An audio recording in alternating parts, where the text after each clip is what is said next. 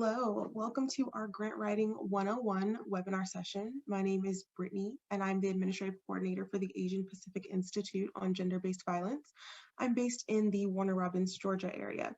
Before my colleagues begin their presentation, I want to briefly go over Zoom webinar functions as you engage with us today. Although we are in webinar mode, we'd like to know who's joining us and how to address you. Please type how you'd like to appear in the webinar by selecting Rename. We invite you to include your pronouns as well, she, her, he, him, and they, them, or any other pronouns that you may use, and what organization you represent. If you would like to ask a question anonymously, please have your name reflect that. You are able to message the host and panelists through the chat, but we ask that you submit any questions in the question and answer function at the bottom of your screen. Questions will be addressed after the presentation, and feel free to upvote any questions that you do want answered today. ASL interpretation is available during the session, as well as live captioning.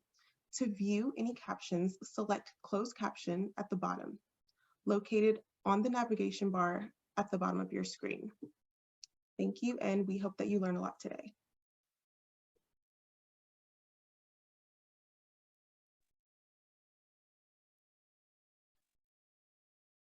Hi everyone, aloha talofa lava. My name is Puna Levinson and I am a project manager with the Asian Pacific Institute on Gender-Based Violence. We are so happy that you are all here with us today for an exciting Grant Writing 101 webinar. So we want to welcome you and acknowledge that this presentation, this webinar training was made possible by funding under the Department of Health and Human Services, Family Youth Services Bureau, Family Violence Division. So we're very grateful for this funding opportunity to make it possible for us to host this webinar with you all today. So our agenda today will be first a quick introduction if you are new to the Institute, a little information about API-GBV, or the Asian Pacific Institute on Gender-Based Violence.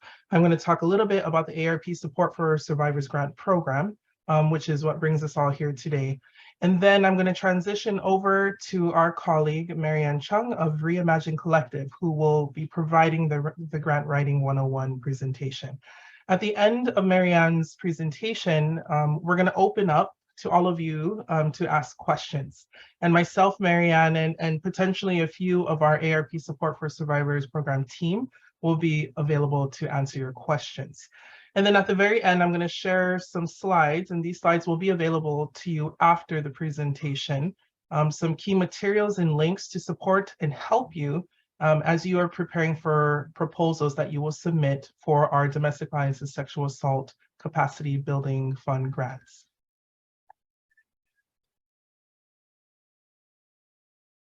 So about the Asian Pacific Institute on Gender-Based Violence.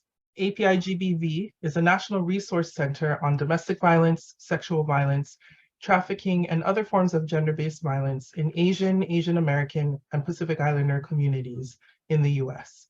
Our mission is to disrupt gender-based violence, which causes physical, sexual, emotional, spiritual, and economic harm within API communities throughout the US and territories.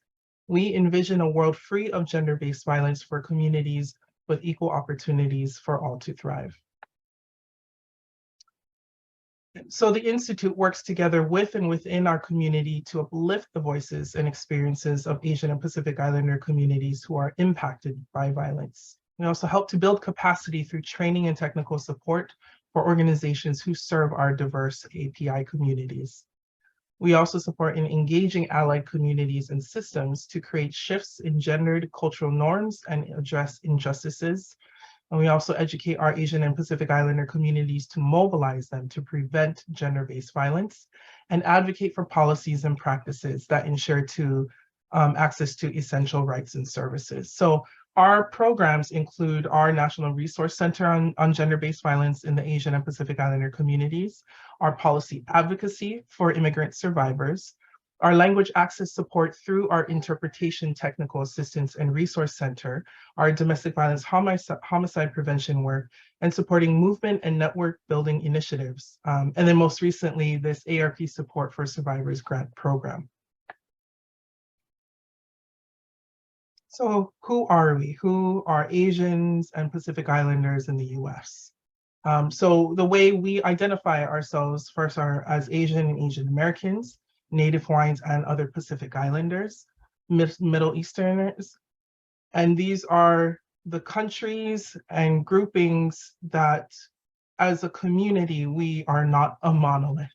We are vast in our diversity, in our histories, and our languages and cultures, with distinct but oftentimes overlapping and similar experiences. But it is those distinct differences that we as the National Resource Center pay close attention to our culture-specific communities and the programs and services that provide culture-specific supported advocacy to survivors in our US diaspora that we want to uplift. We uplift their leadership and their expertise. So for the sake of this presentation and this webinar today, you'll often hear us identify the API community as API or AAPI.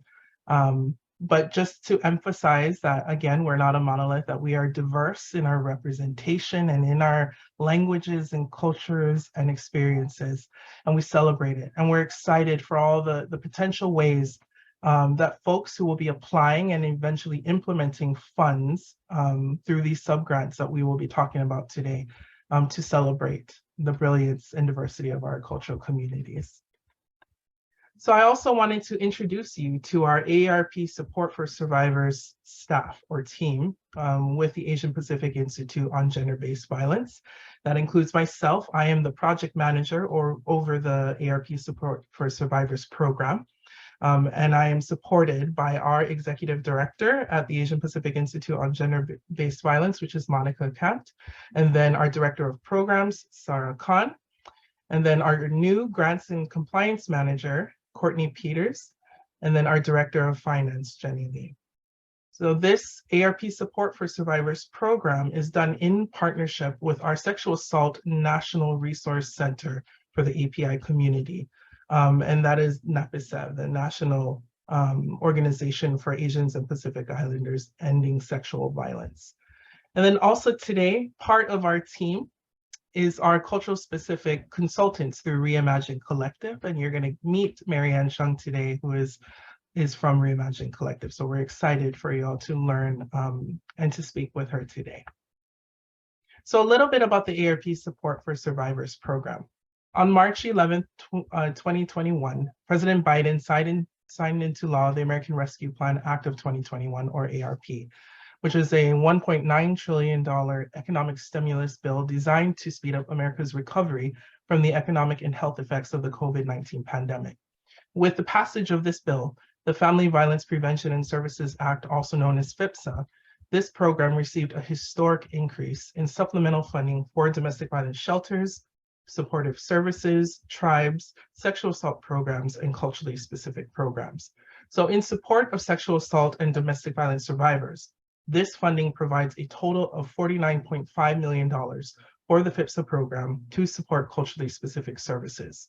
So us as the Asian Pacific Institute on Gender-Based Violence, along with our colleagues, the Alaska Native Women's Resource Center, Esperanza United, the National Indigenous Women's Resource Center, and UJIMA, or the National Center on Violence Against Women in the Black Community, all of us are utilizing our expertise, our networks, and resources to provide technical assistance and support to local community-based, culturally specific programs that serve survivors from our respective communities.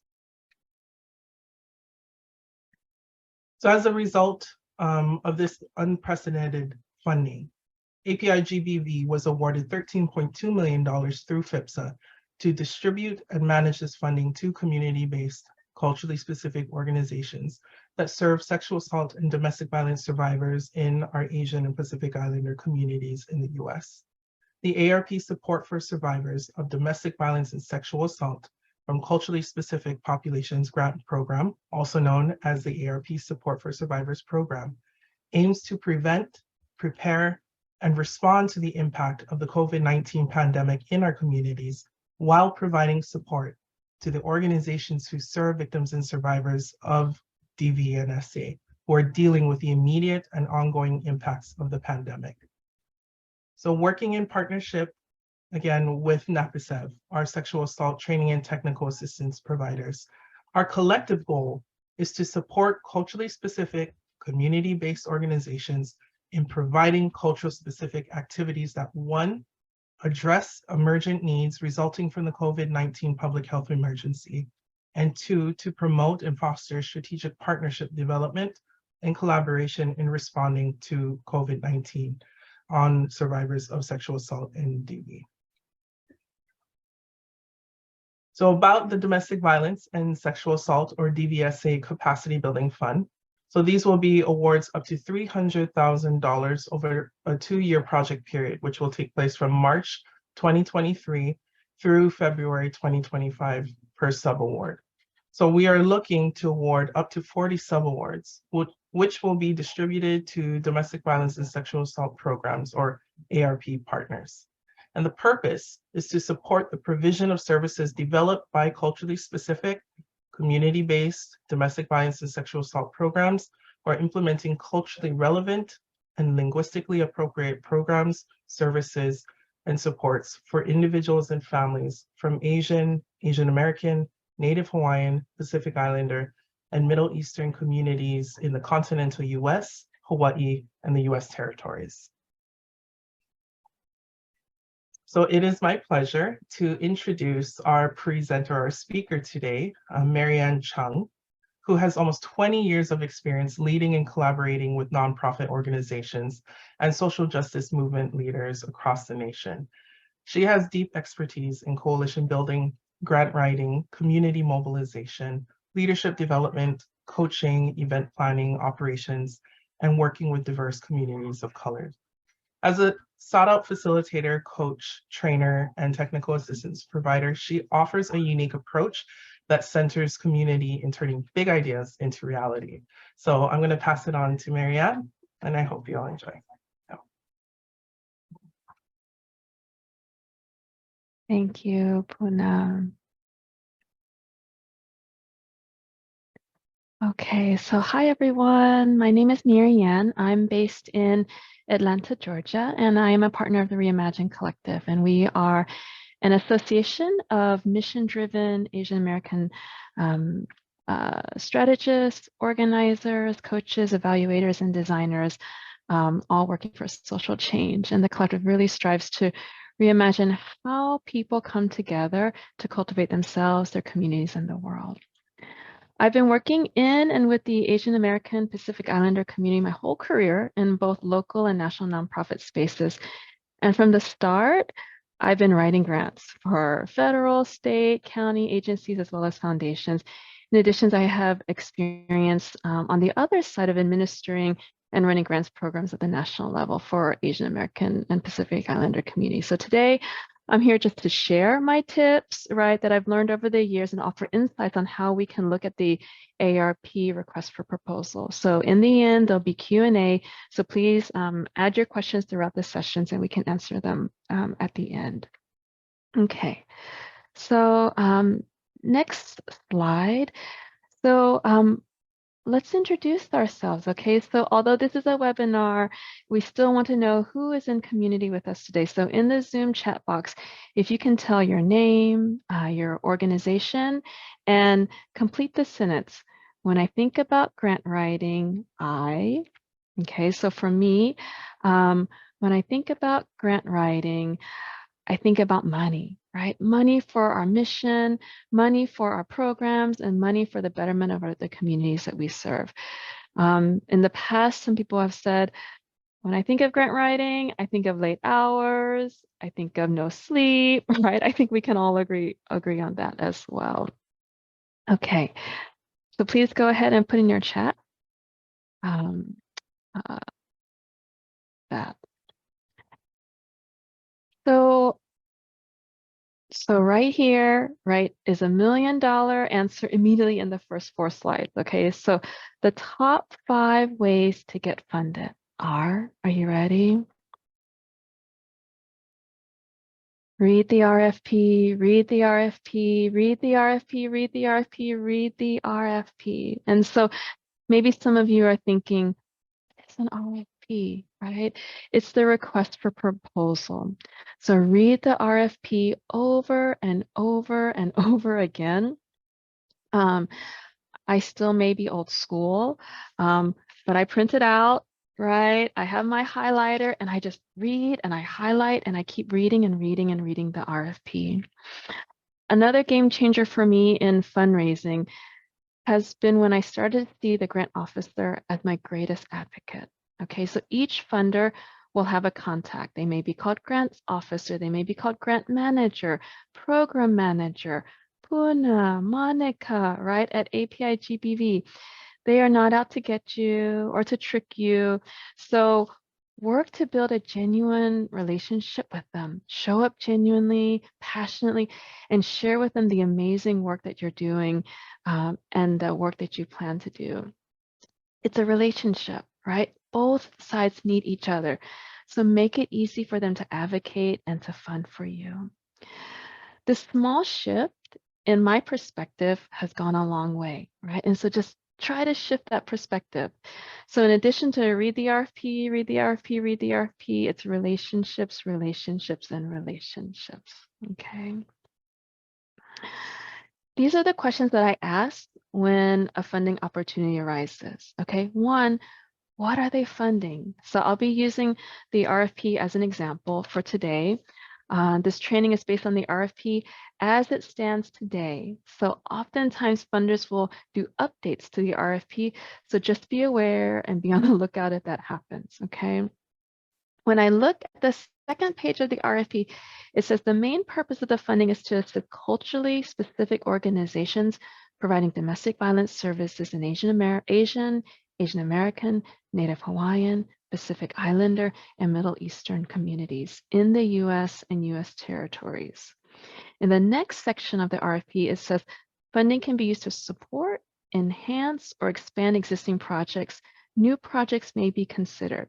So what I hear is funds to assist organizations that provide domestic violence services to Asian American, Native Hawaiian, Pacific Islander, Middle Eastern communities, funds to existing projects and new projects related to domestic violence services. Okay, what have they funded in the past? So this is a new project, so we cannot see prior funded grantees or their projects, but I always look to see, are my peer organizations there on the list, or what kind of projects the funder has funded in the past? This gives me a sense of, is this the right project? Is this the right opportunity? Is this worth my time for investment? And it can also be an info session or a grant session like this, right, where we can see who's on the webinar with us. The third question I always ask myself is, what are their funding priorities, and are they in alignment with my organization? Okay, right? Are they in alignment with my organization, not the reverse? Or are we in alignment with their organization? In the proposed project section, it says they will fund innovative approaches and our strategies to address domestic violence in these culturally specific communities that would ultimately lead to short-term, transitional, and our long-term safety and recovery for survivors and their dependents, right? I'm just reading directly from the RFP, and I also mentioned it earlier, but I just want to re-emphasize, like, just read what they say and find that fit, right? And if it's a fit, go for it. In the FAQ, on page 6, it offers more details. We invite project proposals that focus on culturally specific supportive services for survivors of AAPI communities, the provision of virtual services, prevent, prepare, and respond to the impact of COVID-19 on survivors of AAPI communities, and workforce expansion and capacity building. So all of these gives you hints and ideas of what are possible projects that can be funded. In the next paragraph, they actually list examples of approaches or strategies that can be funded: technical assistance, advocacy, case management, information and referral services, providing direct crisis intervention services, funding staff increases related to workforce supports, and workforce capacity building. So this offers you insights, right, on the types of programs they want to find and they're looking for to support, and allows you to ask, does this align with my organization and my mission and my vision? Number 4, does my agency meet eligibility requirements, right? So in the eligibility section, it says the eligible community-based organization must meet 3 criteria. Okay, so the first is a nonprofit organization with a 501c3 status, or a nonprofit organization who is fiscally sponsored by nonprofit who is a 501c3 status. Okay. Number 2, whose primary purpose is to provide culturally specific services to underserved communities residing in the continental US, Hawaii, and US territories. And 3, whose primary purpose is have demonstrated ability to provide supportive services. Are you all doing a mental check? Is this you? Is this you? Is this you? Right? If it's you, then this is for you, right? This proposal. And then do we have experience, right? Does my organization have the experience to do this type of work? I want to say that even if your organization does not, it may still be okay to apply. If there are translatable experiences or other experiences that can be applied in this capacity. Okay, so just consider that as well. All right. Again, it's really important to know what you're getting into, right? It's a lot of work. We have 1 month to write this proposal. And so, we want to make sure that this is a right investment of our time. So my general tips are, again, read the RFP, right? And number 2, the FAQ. If you haven't seen the FAQ, download it. It is really fantastic, and it has a lot more information that is really useful for the grant writer. Number 2, outline the requirements. I have 2 running checklists when I write a grant. For me, as an applicant, right, to complete the proposal. So what do I need to complete this proposal? And actually, the RFP has given it to you. There's a checklist on page 8 and 9 that you can check all the things that you need to complete for this proposal. And the second checklist I have is as a funded grantee partner, right? What are the requirements that I have to fulfill as part of the program? And this is actually on page 5 of the RFP. So this could be trainings, it could be reports, it could be site visits, okay? And so keep that checklist, as it's going to be really important for you in developing your work plan as well as your budget, okay? So if they say, we want you to attend convenings, remember that so you can put it into your budget. So you put in the money for trainings and convenings, okay? The third one is to develop an internal checklist and delegate responsibilities. So perhaps it may be just you, or perhaps it's a team of you who are putting this proposal together. So maybe one person is in charge of narrative, another person is in charge of getting the financial documents together, another person is responsible for all of the attachments. So just create a checklist and delegate responsibilities so everyone knows what's going on. And create a timeline, and always plan for the unexpected. So the deadline is December 23rd, 11:59 Pacific Standard Time. Please make sure you don't click at that time, right? Make sure you click a day earlier, the morning, but really prepare yourself, because you don't want to be put in that situation where you miss the deadline. And funders are usually very strict on the deadline, especially when it's an online application, because it just automatically shuts off. Okay, so now let's get into the RFP. I'm going to walk you through the RFP and how I would organize it in my head. Okay, so when I read it, there are 4 main components of this grant that I must complete as a grant writer. 1 is the organizational profile and capacity. 2 is the need for the project. 3 is the project proposal. 4 is the project budget. And then they ask for a letter of support and optional video. Okay, so those are the main pieces of what is included in the proposal. By providing the points for each section, API-GBV has already told me the sections where I should prioritize my time. Okay, so for this proposal, I know that what is most important to them that they are going to look at, right, for consideration of funding is the organizational profile capacity, and the project proposal. Okay. So let's move to section 1, which is the organizational profile and capacity. So API-GBV has made it really easy for us. The questions listed in the RFP are the exact questions listed in the Coalition Manager. So what is the Coalition Manager? That is the online platform that you will use to submit your proposal. It's really easy, but go ahead and create an account in Coalition Manager. I recommend completing the questions in a Word document and just transferring the text when you're ready to upload.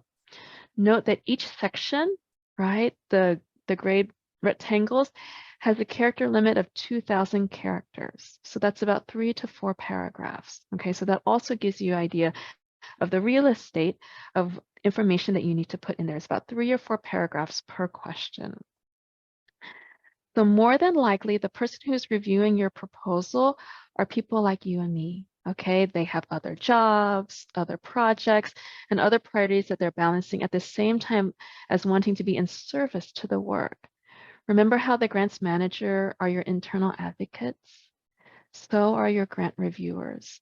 They want to fund you. They want to fund you. They want to fund you. Okay, but you have to give them the information in an organized, well-designed way. It's critical for you to follow the simple instructions that are outlined in the RFP and answer the questions, and only the questions have been asked, right? So make it easy for them to fund you, right? When they ask you to tell us about the history of the organization, just tell them the history of the organization, right? When they want to know your current programs and activities that serve and support the community, tell them about your current programs and activities, okay? Not the past program and activities, not the future program activities, but the current programs and activities, okay? In the needs section, there's only 2 questions about how domestic violence and/or sexual assault has impacted your target group and the history of your collaboration. What I want to impress on you in this section and section 1 is to tell your story, okay? Tell your story of your community, tell your story of your organization and the work that you do. When we meet people with the head, right, data, statistics, numbers, our work, and our heart, things can really move. So give them the numbers, but also give them the stories of your successes and the challenges within your community as well. Many years ago, I worked at a nonprofit organization in Atlanta, Georgia, serving Asian American immigrants and refugees. And every year I would apply for a county victim services grant to support Asian American women who were survivors of domestic violence. It was a small grant, maybe $15,000. And every year I wouldn't get the grant, right? I just couldn't justify the need. That was around 2008, and Asian Americans were still considered other in its category. So there was no data on my population, and Asian American women were not going to the mainstream services. So no data, no money. One day after the grant info meeting, I saw the director of human services at a consignment store. And remember, relationships, relationships, relationships. So I said, Chris, every year I apply and we don't get funded despite this great need in our community. And she responded, Marianne, tell me a story, make me cry, and I will fight for you. So that year and years on, I started adding stories, right? Stories of the women who we helped, stories of the women we could not help. I put it in our proposals, I put it in our presentations, right? And we got funded for victim services every year after that. The power of storytelling. So remember, when we meet people in the head and the heart, things can really move.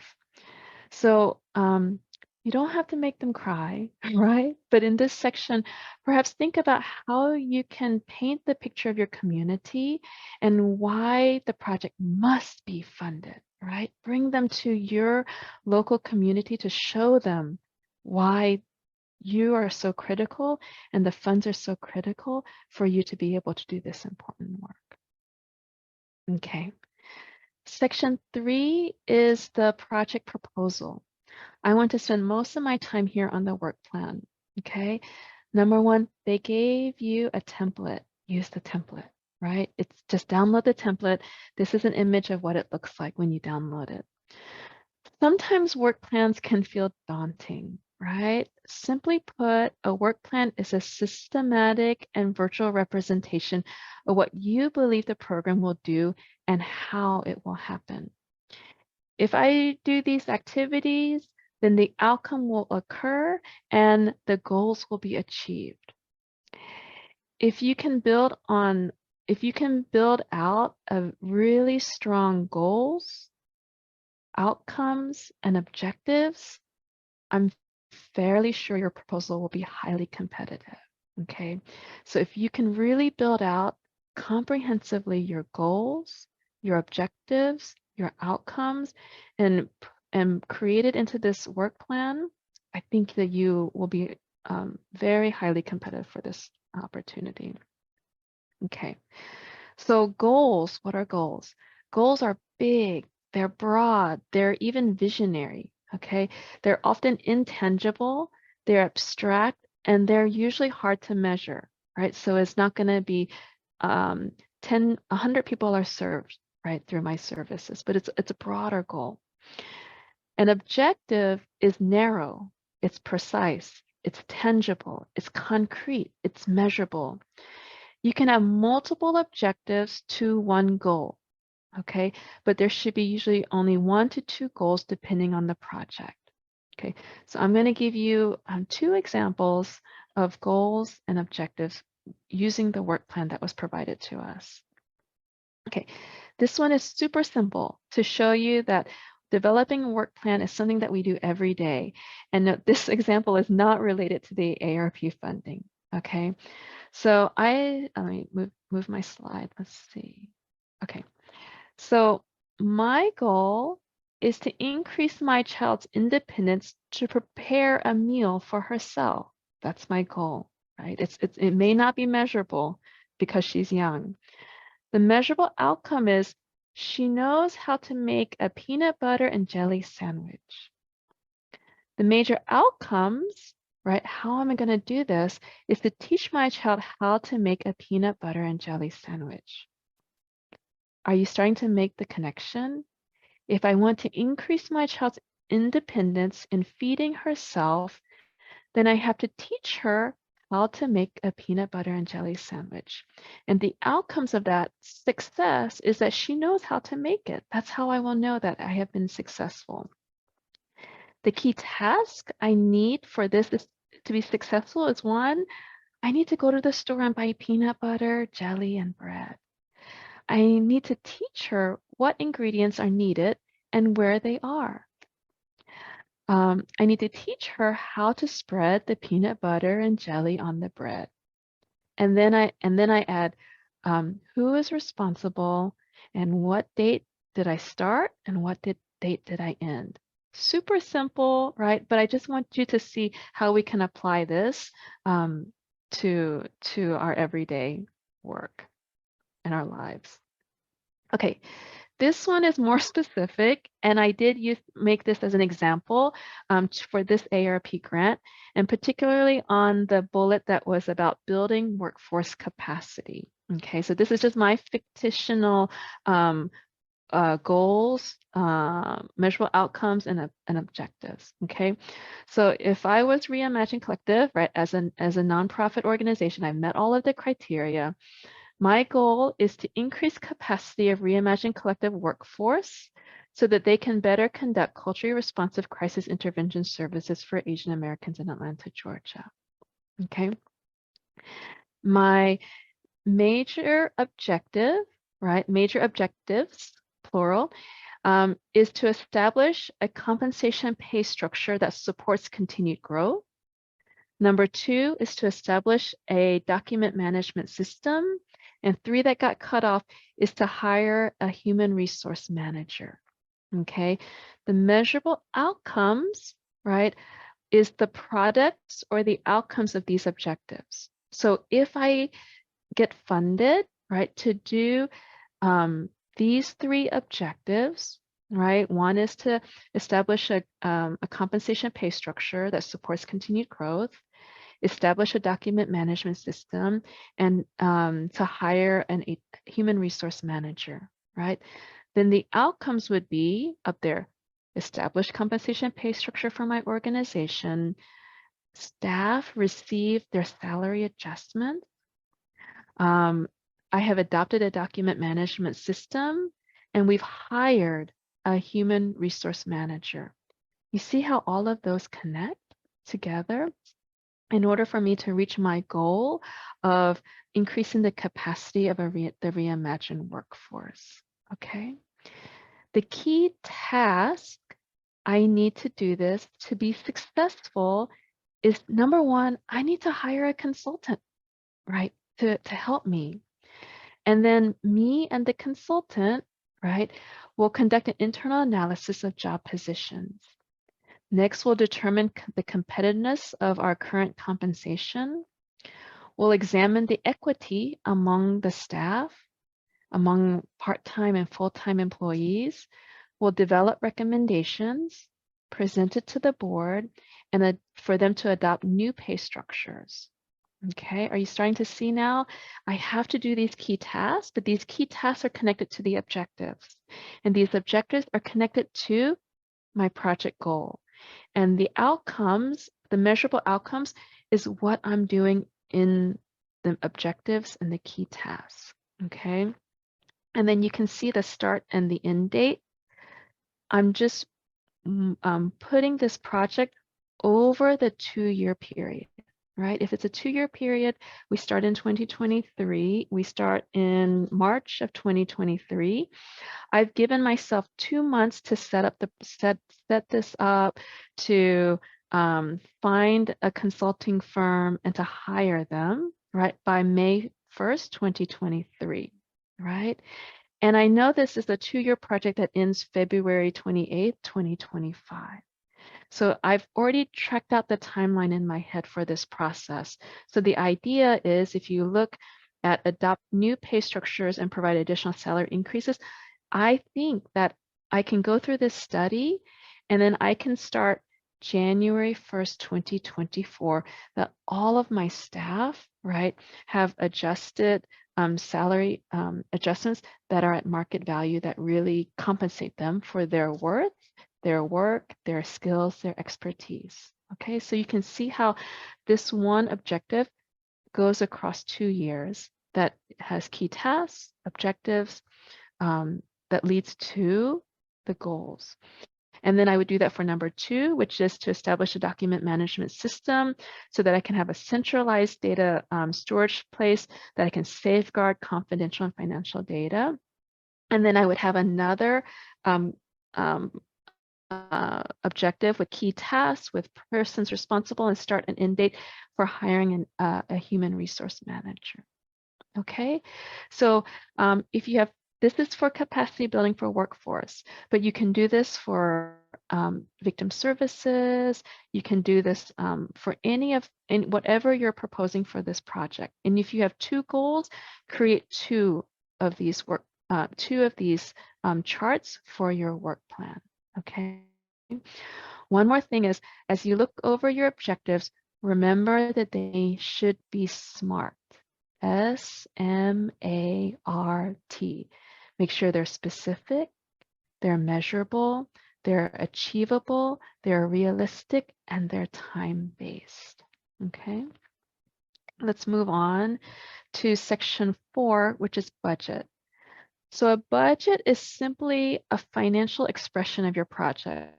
So whether you're assisting victim services with financial assistance programs, you're providing legal or medical advocacy to survivors, or you're providing temporary rental assistance, all need funding and all need a budget, right? So this budget section is your opportunity to build your case for funding.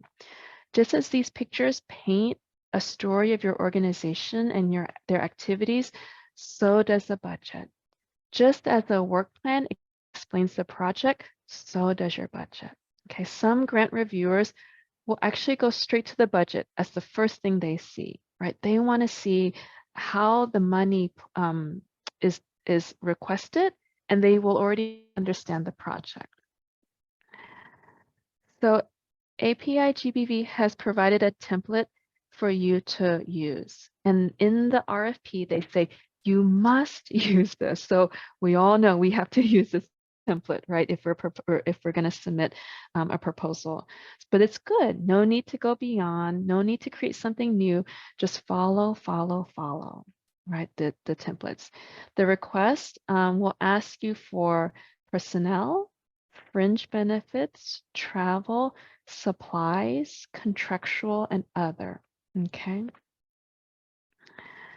So program budgets. So you should brainstorm the budget with your team, right, of all the costs that will arise during the program implementation, and ask yourself, is this amount awarded going to be enough to run the program? Okay. There's oftentimes pieces, right, that we forget. So just have multiple people in your organization look over the budget. Here are some questions that guide me, right, to answer, right? So what are the proposal requirements? What are the allowable expenses? Are there grantee convenings and other things that I need to do as a part of this proposal? So look at the FAQ, page 9 to 13. They have given you a lot of examples of what's allowable expense that you can look at for this grant. It provides examples of personnel, of fringe, equipment, supplies, contracts, and even gives you, has 2 questions on what's allowable for purchasing food. I've never seen an FAQ that goes into such details of giving you examples of what they can fund for even each of these sections. Also, the RFP on page 5 has the information, and they mention the things that if funded, you will need to do. So in the other visits, meetings, and convenings and trainings, they say deemed necessary. So I encourage you to add travel funds to your budget. Sometimes, we want to just give all the money for our victim services, our direct services, but I encourage you to think about, it's a capacity building grant. So how can you keep funds for trainings, for travel, and other things that really can support and build your capacity as an organization for the long haul, okay? Important to know what's the maximum award. So Puna said earlier, 300,000, but the range is 100,000 to 300,000. And how long? The project period is for 2 years, right? March 1st, 2023 to February 28, 2025. So for the budget template, please make sure you create a budget that's 2 years.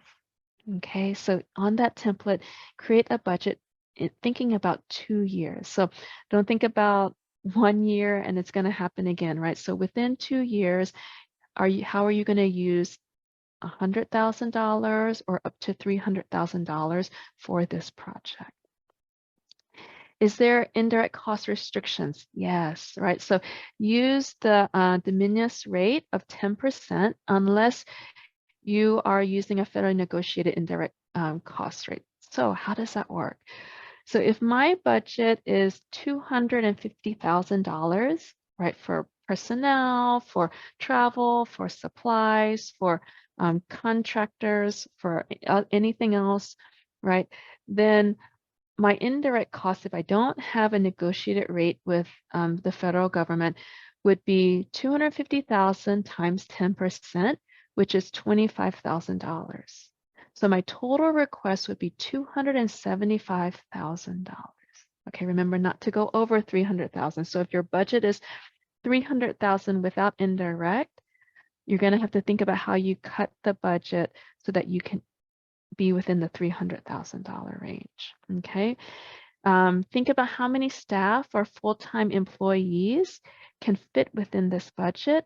And again, look at what is allowable and non-allowable costs, right? I would hate for you to propose a non-allowable cost and then you have to take it out of your budget, right? Okay, so allowable and non-allowable expenses, again, it's in the RFP, it's in the FQHC. These are your friends, right, to offer you guidance on writing this proposal and doing the budget. In the FAQ, again, page 9 to 13, they've given you examples of what's allowable for personnel, fringe, equipment, supplies, contracts, and these are examples, right? But it'll give you a good understanding of what are the types of things that can be funded, and even 2 questions on allowable for purchase of food, okay? The next thing that they are going to ask you is to have a budget justification. So to justify your costs, put your budget justification in the red area of the budget. You see, it's not a separate document. Sometimes it's a separate document for it, but this one is all together. So for example, travel, and then there's a red part underneath it that says insert your narrative here. So in here, you put your budget justification of why you're asking for these funds. There are 2 main points here to remember. Does your budget match the program which you laid out in the work plan? And does your budget match the guidelines? So be very careful to read the budget instructions. If I ask for money for a van in the budget, then I must see how the van is supported in the goals in the work plan. Okay, I can't just put money to buy a van without explaining how it's going to be used in the work plan. If I am asking for dollars for translation and interpretation, then in the work plan, I just need to say, you know, the services are in language, or talk about how I'm going to use in language or translated documents, okay? The weakness in budget justification, oftentimes there's not enough detail, right? There's unrealistic projections. Sometimes we try to hide expenses in a vague narrative. It doesn't work, right? So just really just be super clear. And if you did not provide enough details about how funds will be used for the project, okay? So the true test is if someone cannot understand your project from reading your budget, it still needs work, okay? So rework your budget or rework your work plan so they both align together. And as we close, I want to leave you with this slide. If you haven't taken anything away from my conversation today, is read the RFP, read the RFP, read the RFP, read the RFP, read the RFP. It will help guide you in creating a proposal that would be that will be funded. Thank you. Let's move to Q&A now.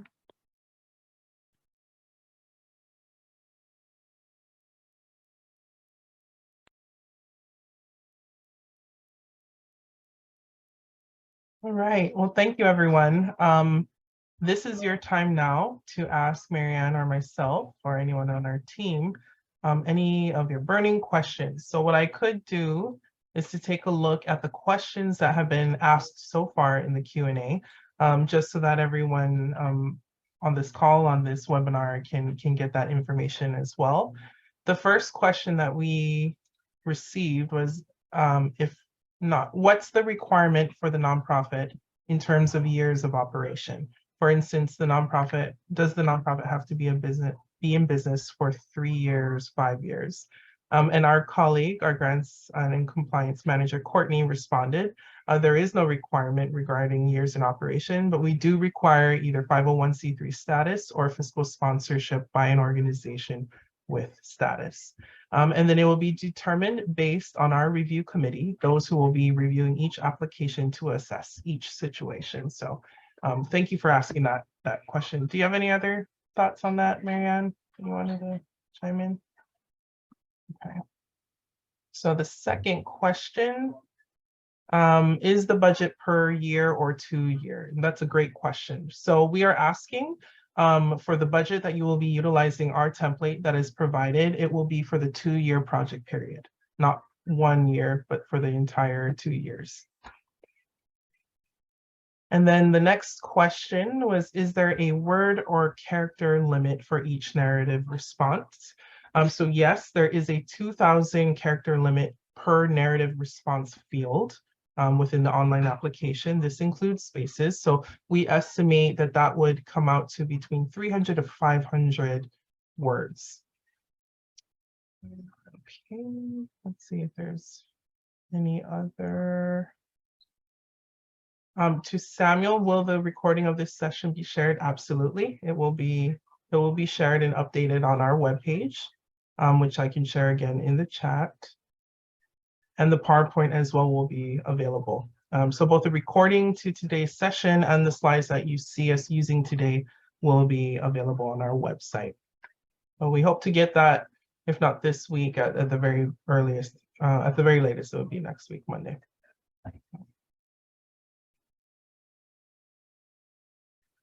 Okay. So I see that there is another question. Let's see. So one question, and we're going to answer this live, is any tips for the video piece? Is there anything you're really looking for in the video? I can speak to that. And the reason why we include this as an option, as part of your proposal submission, is we understand as communities who are doing the work that sometimes words, written words, aren't enough. And there might be things that you just want to convey and to share and speak to a little bit more from your perspective, right? As the service provider, as the cultural specific program, something else, or just to deepen our understanding for things that you responded to in the narrative about the need, what you're seeing as in terms of the need in your community, about your proposal itself, and maybe about your organization, and for those who will be part of your staff, that can speak to some of the cool things that you'll be doing as you implement the funding opportunity. So that's a great question. And if I can also add, this is your story, right? This is your opportunity, another place to tell your story and to bring the grant reviewers into your site to show them the amazing work that you're doing. Thank you. Okay, so we have another, this is an important question. Has there been a change since the original release of the RFP? The original RFP references DV only and the intention to make 15 awards. More recent communication addresses DVSA together and indicates a total of 40 awards. So that is correct. So the update is that, which we haven't published yet because it still requires approval from our federal HHS funder, is that it will be combined. It will be a combined domestic violence and SA. And the awards, because we are distributing subgrants in its entirety, divided equally between sexual assault and domestic violence programs and agencies. So that's why we upped it to up to 40 awards. So we'll make sure that you all have those updated materials. It doesn't change what is being asked for, however, in the narrative questions and the required documents. But we are happy to assist. So if you need to jump on a call, a Zoom webinar, or email exchanges, whatever is convenient for you, myself or any one of our ARP support team, our staff will be available to provide technical assistance. So thank you for asking that, and that is an important, significant difference in change. But we'll make sure to communicate and give everyone all the time that is needed to make sure that their proposals are ready to submit. Let's see.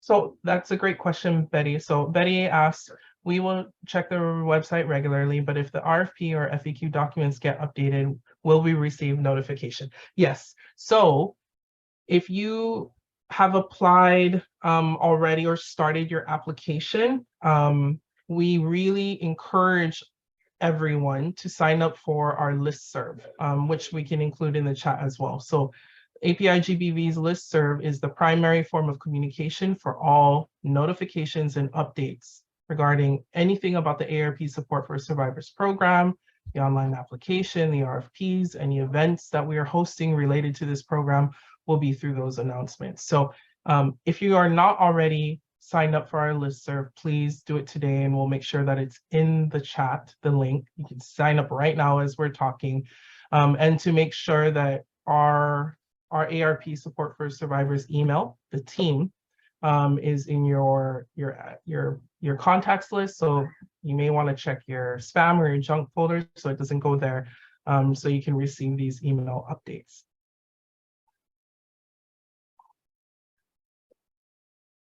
And thank you to Courtney for helping answer the questions in the Q&A.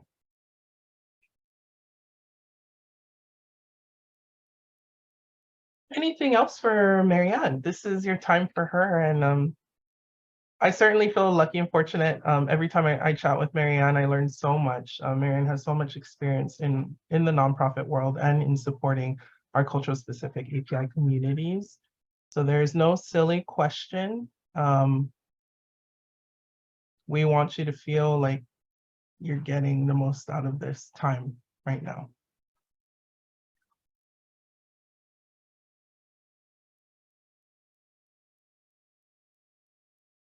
And these can be questions about grant writing in general.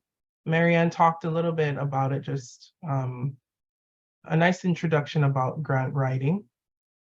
Do you all have any other questions about that?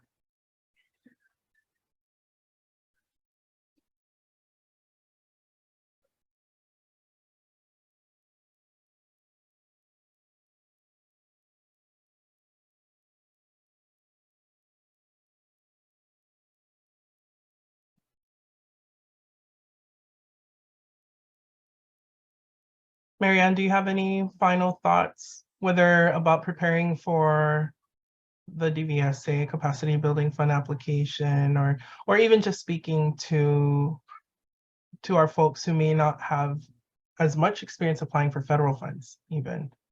Any other last tips or recommendations?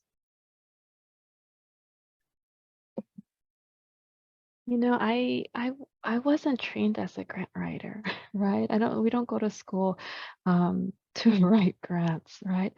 But what happened was I was at a nonprofit agency, and I was the only one who was a native born who went to college and like wrote, right? So then I kind of got placed in this role of writing grants and going to meetings.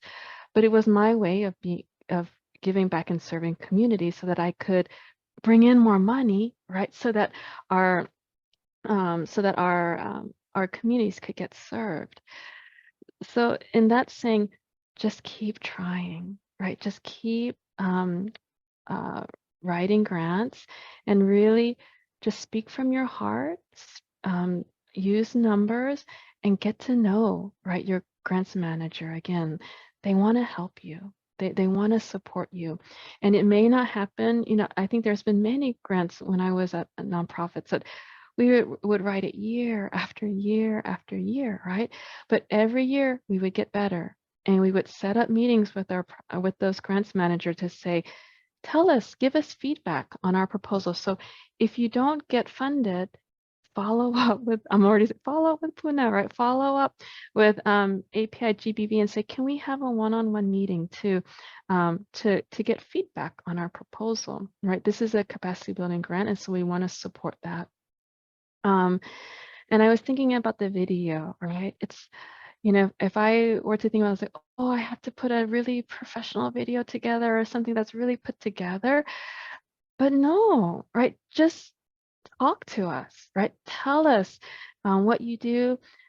Tell us a story. Tell us your story of how you got involved in the work. You know, something I always hear is people fund people, right? People fund people. It's relationships, right? And so if this is our first time meeting you or our multiple times meeting you, you know, let's build a relationship, and it can happen through the video.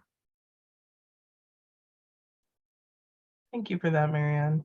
We had another really great question from Lara, and I wanted to answer this live. Is there a limitation on who is served by the grant? For example, can it be used to work with survivors from other regions?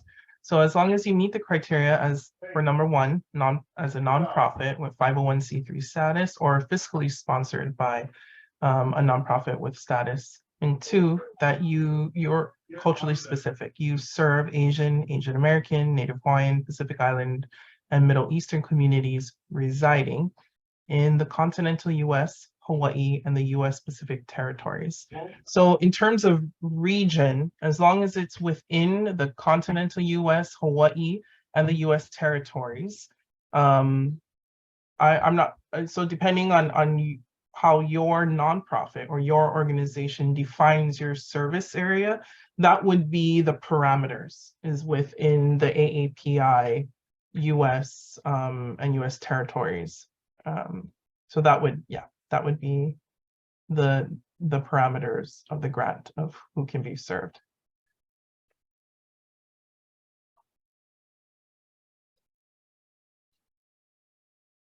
Okay. So if there aren't any other questions, I'm gonna just share some last minute resources just as a reminder of what you will all have access to. So that includes our grant application how-to. So what we mean by that is how to create your proposal through the online application, the FAQ, which includes additional information such as allowable costs under this funding, how to register for a user account, which is required to access Coalition Manager. You'll have access to the request for proposals, as Marianne had shared. And then also just these are links that we really encourage you and recommend you to bookmark in your browser. Again, the links to both the slides and the recording for today's webinar will be available after this session. Earliest would be next week, likely, I would say, just because it takes time for us to get our captioning, and we want to make sure that's included in the video recording. And as a reminder, if you have not yet signed up on our listserv, please do so as soon as possible, immediately. So in these conversations about any updates to the ARP Support for Survivors program, any updates to the RFP, or any materials that we share with you, all of those will be announced through our email list. So make sure our ARP Support email, that contact, and that you are signed up for our listserv. Anything that you receive that we are in your contacts, make sure you check your junk and your spam mail so it doesn't go into those. Also just in summary of what has happened so far and what you can look forward to, we've already hosted 2 informational webinars about the ARP Support for Survivors program and about the DVSA Capacity Building Fund grants. And the recording to that will be up shortly. The slides to that also are available on our website. The application is due on December 23rd at 11:59 Pacific Standard Time. Please make sure, as Marianne had mentioned, to give yourself enough time to complete each section thoroughly and to the best of your ability with your teams, whoever is supporting you in preparing the proposal. And also so you have a break, so you are not having to work and stress out over this application through the holidays, as we know that many of you will be on a holiday or winter break.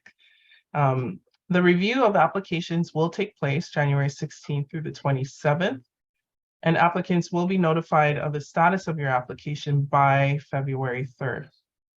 And just as a reminder, that projects funded under this program will be funded from March 2023 through February of 2025. So this is our contact information. Any questions or requests for assistance with the application can be sent to ARP Support at API-GBV.org. and we can support you, whether it's over the phone, through email exchange. We can set up a Zoom meeting.